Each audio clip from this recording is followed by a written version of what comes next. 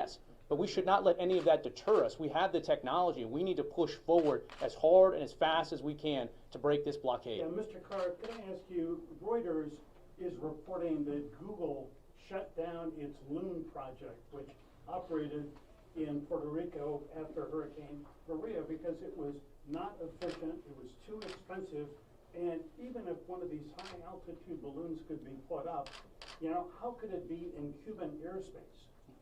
Look, there are several technologies that are on the table to do this. I've laid out one possible avenue that is, in my view, a very credible way of doing this, which is the high altitude balloons.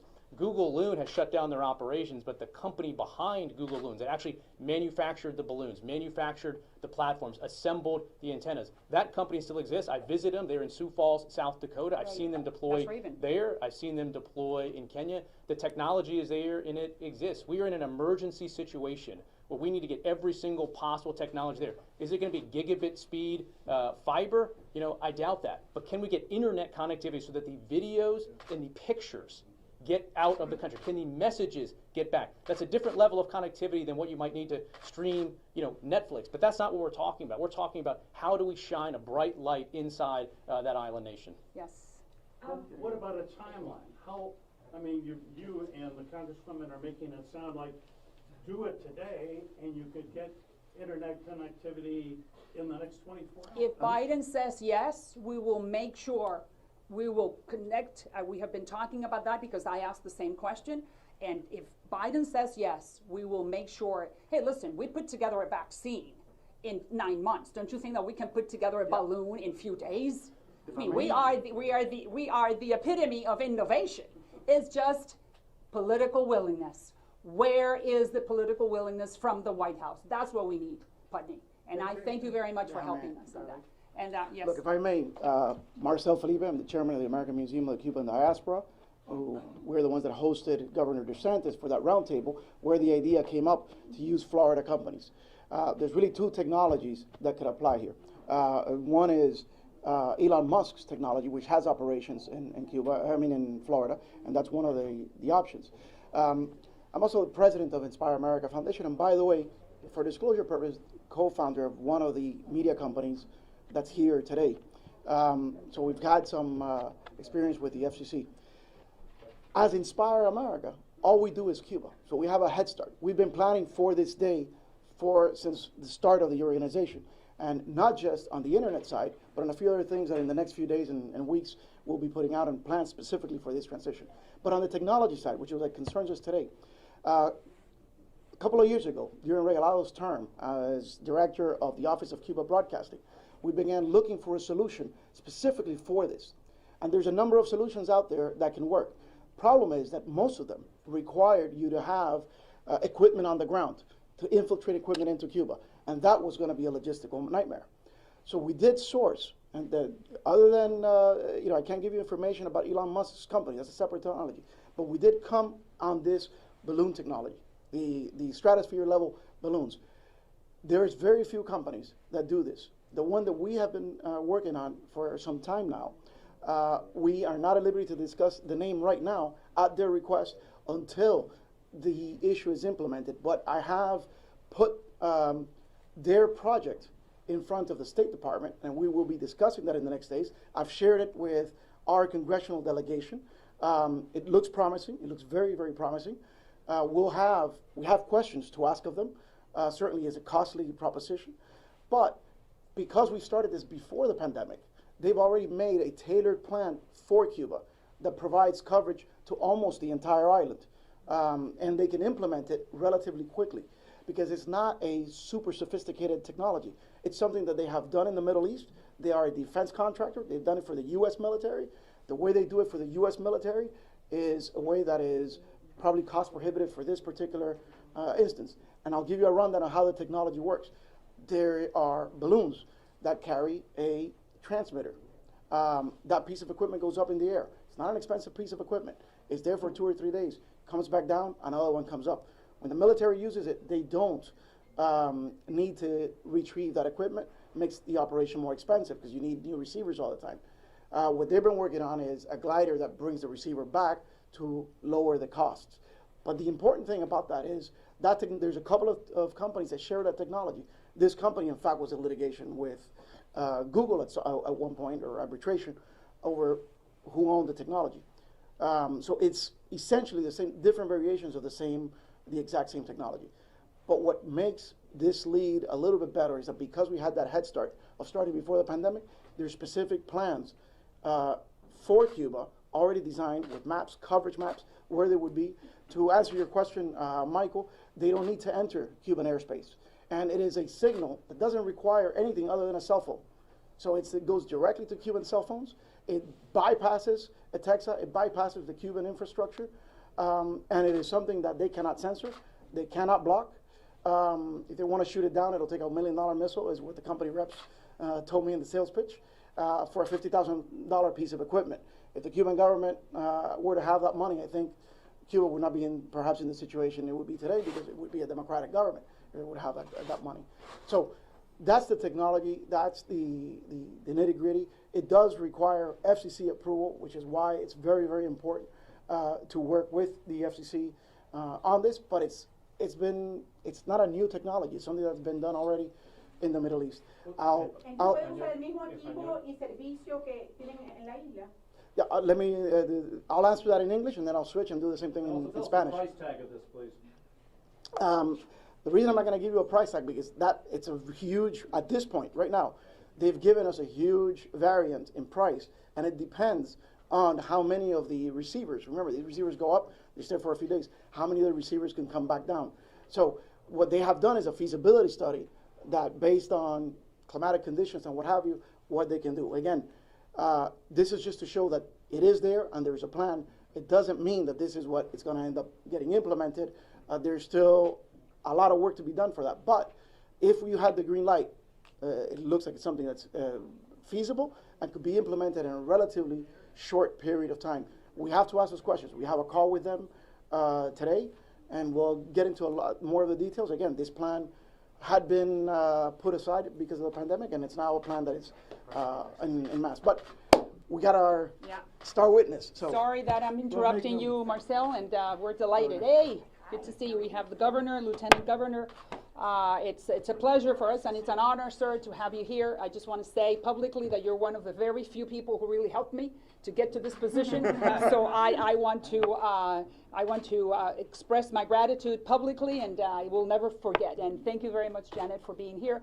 Member of this Cuban American community, we're just talking to the press, and we're saying, Mr. Governor, that the only thing we need is for the Biden administration to give us the go-ahead, to give us the green light, and that we will put together the technology so we can upload internet once again, and the Cubans can then decide what they want to do, but upload those images so the rest of the world will determine when do we need to help them, and that is now. So let me just say it in Spanish. Nuevamente quiero darle las gracias al gobernador DeSantis que está aquí.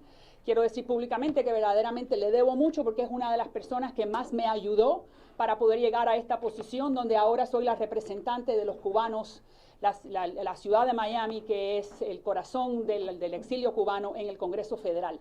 Y gracias a la vicegobernadora, la señora Janet Núñez, que es parte de nuestra familia. Y la razón por la cual estamos aquí es para pedirle al presidente Biden, que él lo ha hecho también, que nos dé la luz verde para poder establecer la tecnología del Internet. With that said, please, welcome to our home. Thank you. We were just in Surfside, and I know this was scheduled for a little bit earlier. We were on Cuban time today, so I'm sorry. But it's really great to be here with folks who are really in the trenches here fighting for freedom. We are seeing on the island of Cuba people fighting against a communist dictatorship. That is a noble cause. A free Cuba is a noble cause. It's a cause that many of these people have dedicated their lives to. And so we obviously have to stand with the people of Cuba against the communist dictatorship. And one of the most effective things we can do as a country, and we need President Biden to step up to make this happen. And I spoke with the FCC Commissioner Carr on the phone. We can be able to be helpful to getting internet back onto the island of Cuba. The one thing that communist regimes fear the most is the truth. And if we're able to help Cubans communicate with one another, also communicate to the outside world, that truth is going to matter. That truth, I think, will be decisive. And so, Mr. President, now's the time to stand up and be counted.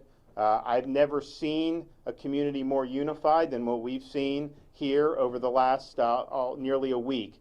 So this is a time for choosing. This is a time to stand with the people who are seeking freedom from a brutal 62-year reign of communist oppression. And we're happy to do whatever we can on the state level to be able to assist the effort. This is not something that is as easy as saying, okay, next minute it'll be on, but we absolutely can do it if we get quick movement out of the White House. And so, Mr. President, please heed the calls, stand with the people of Cuba in their hour of need. This is one of, I think, the key things that can be done at this moment in time. With that, I'll let our Lieutenant Governor come up and start. Well, thank you again for being here, and I just want to say over the last couple of days I've thought, what would my father have thought of this situation? He passed last November. He came to this country in 1961. My mom came shortly after with my oldest sister. They came here because they understood that they needed freedom. They understood it then, just like the Cubans understand it now. And so obviously the governor has mentioned that he has been united with so many here, so many leaders, so many causes that have fought day in and day out for a free Cuba.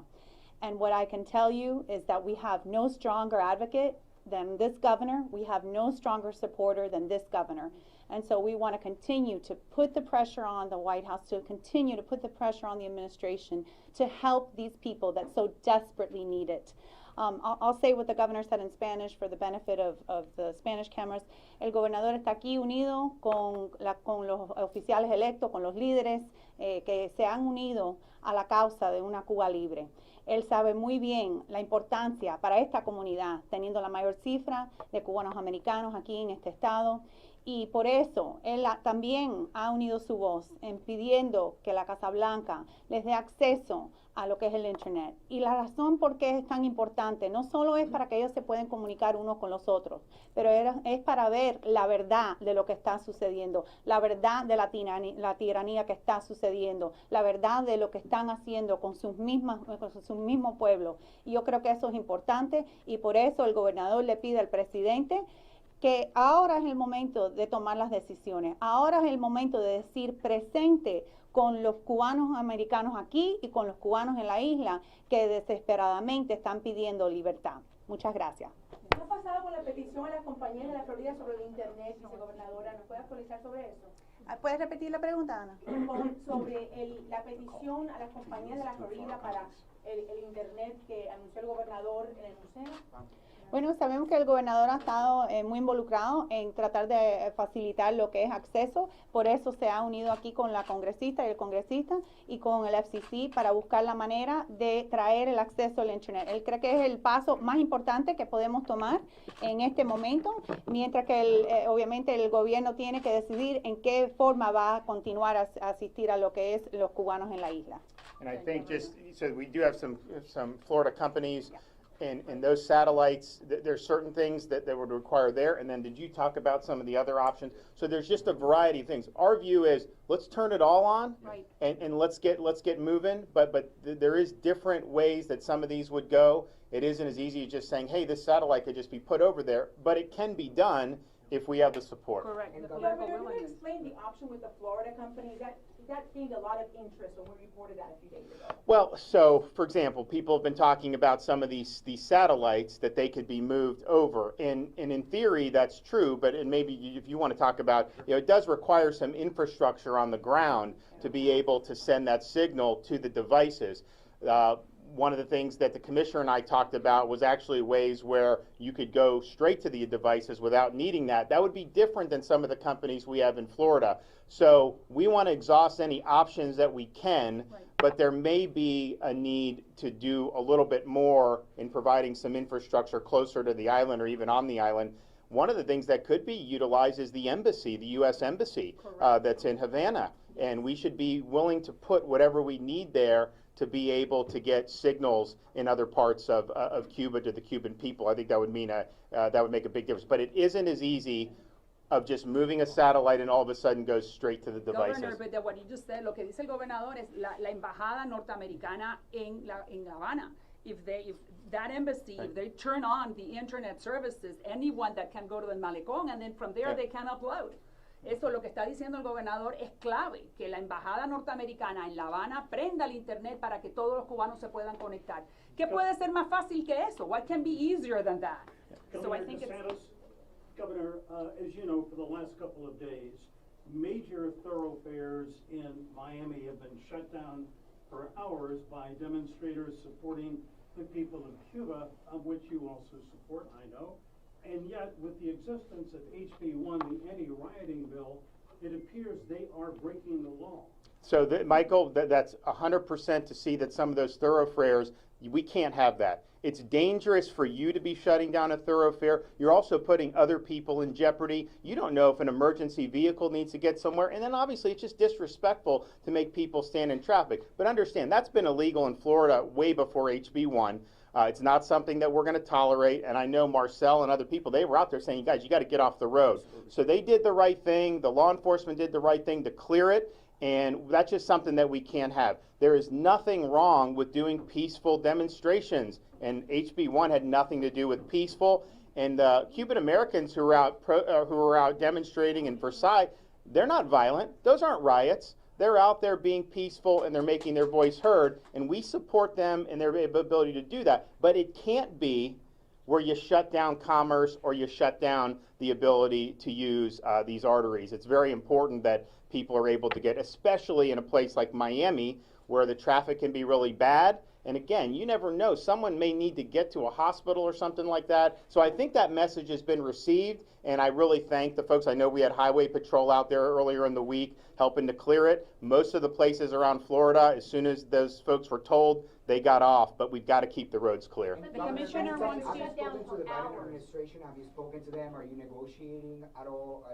Well, I have not heard back on our request, so we did the request for, I know the Congress woman and the congressman support. I know the community here supports that request, so hopefully we will get some type of response in the very near future. I mean, our view is time is of the essence here.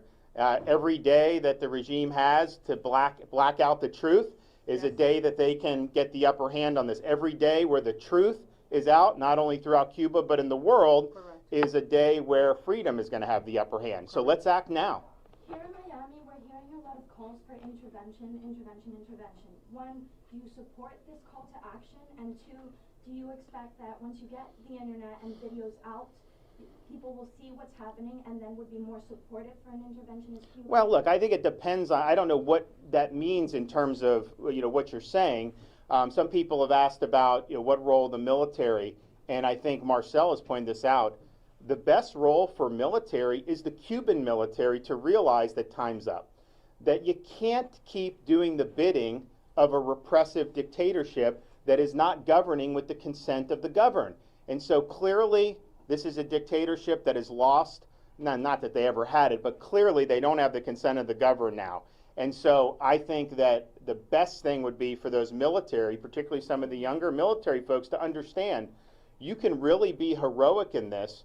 You can play an instrumental role in founding a free Cuba, refounding the country, and a free republic. And that will be something that will help millions of people, and that will be something that will cause you to live in the history books. correct. Yeah, listen, as I said, this is a moment in history that we simply cannot sit on our hands and let pass by. Every single minute right now, there are people getting brutally beaten by the dictatorial regime just 300 miles from where we are right now. The one thing that communist leaders like least is the attention and the spotlight of the international world. And that is what the power of internet connectivity is.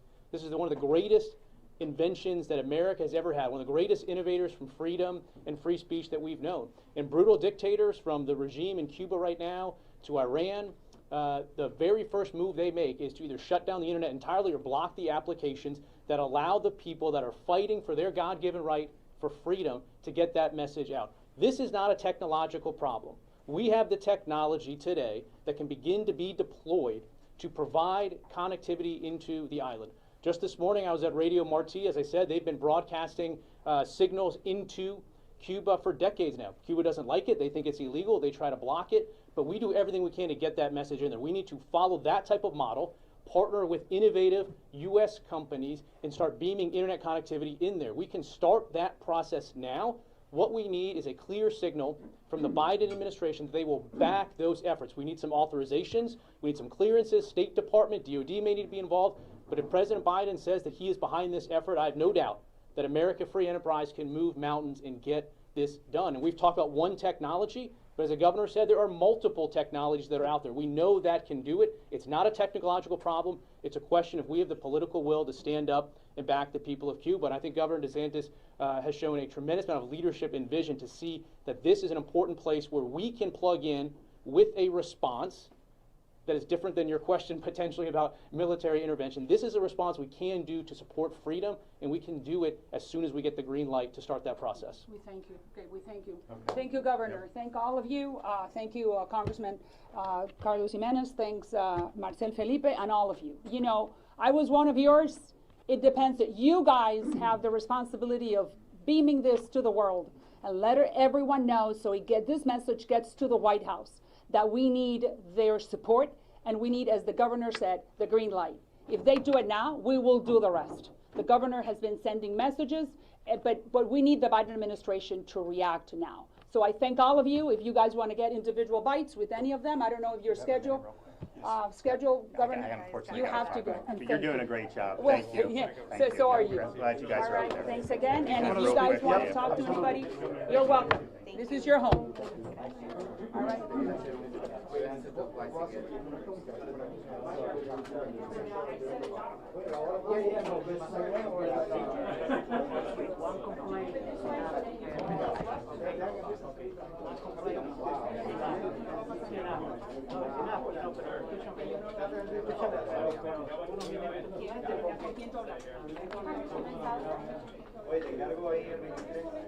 No, ya se no lo toco ya. Ya, años.